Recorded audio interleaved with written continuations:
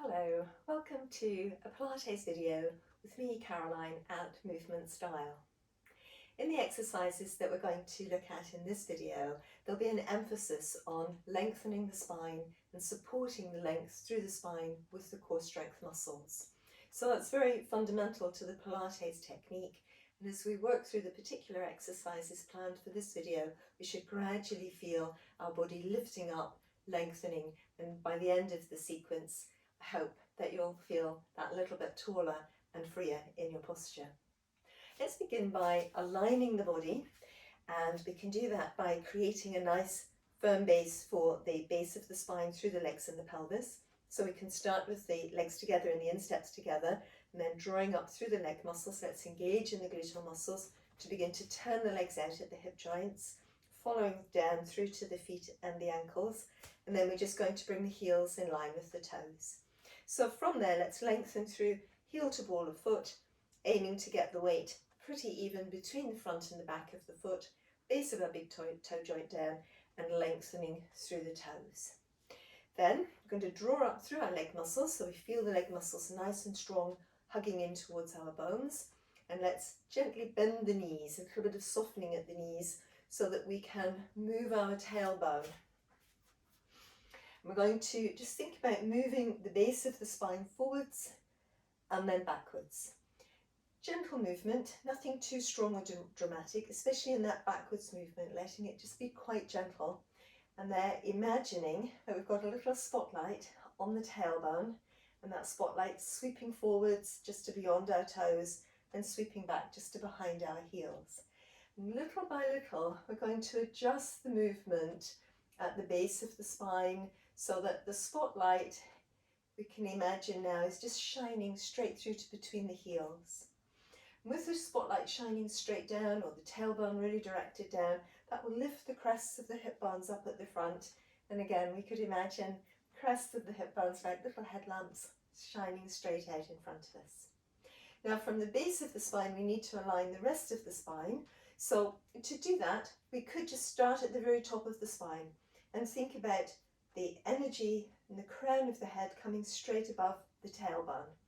And you could imagine, again, another beam of light shining right up and out of the crown of the head, lifting the crown of the head upwards, and the spine beneath the head just following that energy upwards. So it's as if you've got a shaft of light shining right through the spine, energizing down into the tailbone, up into the crown. And as the tailbone moves down and the crown moves up, it tends to bring us into back of hips, back of shoulders, back of head level. Small of the back is gently curved forwards. Back of the neck is curved forwards as well. But just by stretching and lengthening the spine and aligning it like that, we come into those natural curves of the neutral spine. And let's engage our core muscles to support that neutral spine. So we can imagine a little smile between the pubic bone and the crests of the hip bones. We scoop and hollow really deep, broad and wide, getting the muscles to activate in that smile pattern. And then let's think about a really wide belt between the ribs and the pelvis. So the belt is going to really fill in that space between the bones of the pelvis and the ribs. And if it's elasticated and quite tight, it's going to cinch us in across at the back of the waist, across at the front and in at the sides. So really imagining the belt very, very tight and strong, pulling your waist in right around. And then, even though the belt is quite tight, we're going to think about drawing our waist away from the belt, so we create space between the belt and the waist, and we could run our fingers around from the back of the waist all the way around. So ribs tapering in towards the spine, breastbone hugging back to the spine, broad through our shoulders, at the front and at the back, broad across the front of the hips and at the back, and slowly drawing up through our legs, keeping our gluteal muscles strong and the waist muscles working. So let's begin with a shoulder shrug. We can breathe in, shrug the shoulder up, and then rotating the arm, using the muscles at the top of the back of the upper arm. So it's going to be just pretty much like this. We shrug up, and then these muscles working here and releasing down.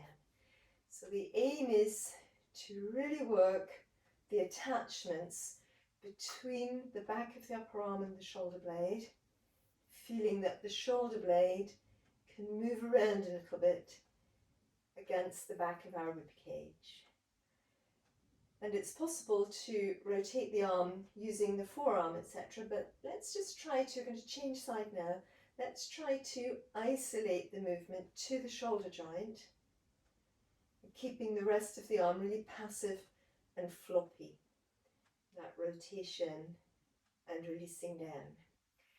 And then trying not to lose concentration on the core muscles, keeping the waist really long, really strong. And again, just coming back in the mind's eye to that space between the tailbone and the crown. So last rotation on that side. And then again, as you're ready, weight still even, heels to balls of feet, legs strong. Going to breathe in, shrug the shoulders up, and breathe out. Let the shoulders gently release down and away from the ears. When we shrug downwards, it's often the case that the whole body sinks a little bit with it. And also when we breathe out, it's often the case that we deflate a little bit. So, which we do literally, but we're trying not to go with that sinking of the deflation. So as we breathe in, shrugging up, a gentle release downwards. At the same time, lengthening upwards through the waist, keep lifting up into the crown of the head.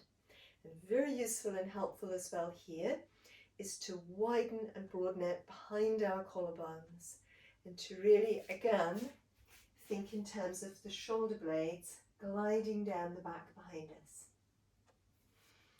So a last one of these, we're going to try and keep the sense of breadth through the shoulder girdle as if we could touch either side of the room where we're standing with our shoulder joints. And we just let the arms come up, keeping the shoulders as shrugged away from the ears as possible, shoulder blades drawing down the back as much as possible, crossing the arms over. Let's bring the right arm in front. And then I'm just going to turn around so you can see better what I'm doing. I'll let my collarbones open outwards as much as possible and shrug the shoulders down as much as possible. That won't be as easy now to be open and wide through the chest as it was in the shoulder shrugs, but as best we can. And then keeping the waist really tall, we're going to fold the spine forwards, beginning at the crown of the head, vertebra by vertebra through the neck, moving up and over, and then just letting the spine flow up and over behind the breastbone. The waist not changing, the waist staying as tall as possible, and the waist muscles have to work hard to resist the weight of the upper body as it flows forwards. And let's just do a couple of breaths here. As you're breathing in, see if you can really feel the expansion of the breath in the space between your shoulder blades. And keeping on the exhalations, the shoulders moving away from the ears.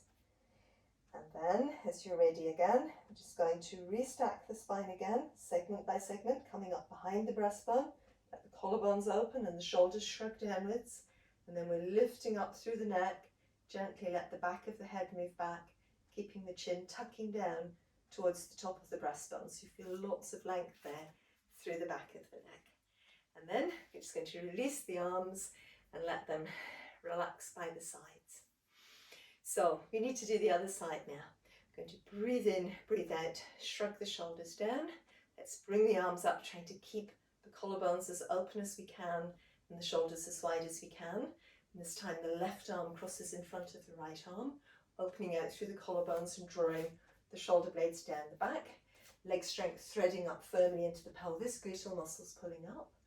And then once again, lifting into the crown until vertebra by vertebra through the neck, you let the neck bow forwards, keeping the waist tall and the spine behind the breastbone still tall. And then it's a vertebra by vertebra. You're releasing the spine up and over behind the breastbone. And as with the first side, the waist has to stay very strong, not to buckle or bow as the upper body comes forwards. So again, shoulders shrug away from the ears, and a couple of breaths here. Breathing into the back of the chest, breathing out, shoulder blades glide down the back. They won't glide down far, but just as much as possible. And then again, keeping your leg strength threading up into the pelvis, the tailbone, mini spotlight really shining downwards. We restack the upper spine, drawing the crown of the head up until it comes in above the tailbone. Chin stays just a little bit tucked. And once again, when you feel you're really tall, letting the arms release and just relaxing through the shoulders. And so then this is a good point from out of which to begin the figure of 8 action through the arms. And we're coming back with this movement to the rotation of the arms at the shoulder joints. As the arms move back towards the, let's say, the lower circle of the 8, we need to rotate and open the shoulders right at the very top of the arm. You let the arms flow back, and then as we're coming forwards, opening, rotating, closing the front of the shoulder joint right from the upper arm. Arms flow forwards, and then from here, usually the shoulders have come up a little bit, and the shoulder blades have ridden up a little bit. Draw the shoulder blades down and get the connection again between the back of the upper arm and the shoulder. So then upper back and back of shoulder joint is working, and we really open out through the front of the shoulder joint. Arms flow back. So then again, we're rotating inwards from here, flowing forwards. As the arms come forwards, the shoulder blades are a little bit separated, and the shoulders have often moved up just a little. And then again, we begin in the shoulder blades, shrugging them downwards, and then working over the back of the arm, arms come back. So the arms flow back and create that circle, and then they cross over, they cross through at the front, as if making the cross in the center of the 8. That's what I'm trying to say. And the energy all the time moving downwards towards the fingertips as you're flowing. Keep lengthening through the arms into the fingertips. And the other thing that will tend to happen here is the arms go forward, the upper back flows in. As the arms go back, the upper back flows in. And that's what we're really definitely trying to avoid. Keeping, as the arms flow forwards, we can hug the breastbone back towards the spine to stay tall. We rotate, shrugging the shoulder blades down, and as the arms flow back, a little bit the energy of the spine behind the breastbone presses forwards, so we don't get too much response through the spine in the rib cage. So just a nice free breath on this action, and again to really free up the shoulder joints, to help release tension in the neck and shoulder region, so that we can stand taller in the upper back. Try to keep that work really focused to around the shoulder joints. So last time, and then let that relax, and we just release again through the shoulders. Just have a little wobble, let them resettle. So again, we're going to, in a minute, work with the upper back strength. We'll come back to essentially that backward movement that we had in the figure of 8, but we're going to work that when we're in a Pilates Plie back squat position. So once again, just aligning your feet in line with the ankles. We think about, to begin with, getting the weight even between the heels and the balls of the feet. And again, aligning, thinking about the mini spotlight on the tailbone shining to between the heels, and the crown of the head reaching up in the opposite direction. Our smile, engagement in the muscles in the lower abdomen, and then our elasticated belt cinching us in across at the back sides and the front, and gathering away from the belt. And then if you were to imagine, and sometimes it helps to mime it, if you were to imagine that you're going to put something that's really heavy down, you're carrying something heavy and you've got to place it to the floor. When you would do that, and your knees would bend to help you lower the object to the floor, usually you'd use quite a lot of strength in your leg muscles to come down. And I think it's a good idea in the Pilates, even though we haven't got a heavy object, to think about using leg muscles really actively in that downward movement. So we can breathe in to go down, and as we come back up, let's think about lifting with the trunk of the body first. So the legs are still here. We aim to lift the ribs away from the waist. We gather our belt and lift the waist out of the hips. Our smile, it's almost as if the contents of the lower abdomen are being vacuumed back and up. And then we pull up through our gluteal muscles to support our pelvis, pull up through the thighs at the front, and lifting up, active between the heels and the sitting bones at the back of the leg. So we're trying to be really tall here. We come up, weight even, heels to balls of feet. But as we move into this back squat action, hinging at the hip, letting the pelvis move back a little, the weight does go into the heels a little. Knees should stay back in line with the toes. And we're working our core strength to stay really long, that ski slope back. We squeeze through the ribs, waist, our smile in the lower abdomen, pulling up through our gluteal muscles, front and back of thighs. So we're tall, weight even again, hinging at the hip, sending the hips back. So if you're putting something heavy down, legs working on the way down as well. Working very hard around this region, base of the breastbone, hugging the floating ribs together to keep the spine really long. And then again, lifting back up so the ribs lead through, waist, our smile, that sort of vacuum of the lower abdominal contents up, pull up through the gluteal muscles, and then through the thighs. Weight even again as we get up here. So this time as we go down, checking in with that, lots of strength in the legs because we're going to try and hold in the downward position, let the hips hinge, keep using the spine so that you're super tall through your back, and keep the strength working here right into the base of the breastbone. With this, collarbones open, shoulder blades, the energy in the shoulder blades moving in the direction of our sitting bones, arms reach back, and then from here we're going to try to squeeze into the muscles again between the back of the shoulder and the shoulder blade, and just you squeeze into that and release there. So the arms pump up and down, and it looks really as if the whole arm is pumping up and down, but actually the action is coming from right up here. Squeeze and release right up in those muscles that we've been activating in the arm rotations, and aiming to keep your arms as parallel as possible behind you. When the arms flare outwards, it's not as effective. So we're going to breathe in, pulsing away, 2, 3, 4, 5, and breathe out, pulsing away, 2, 3, 4, 5. Breathe in, pulsing away, keeping our abdominal muscles really strong on the ski slope through our back, and breathing out, 2, 3, 4, 5. Let's do a last set.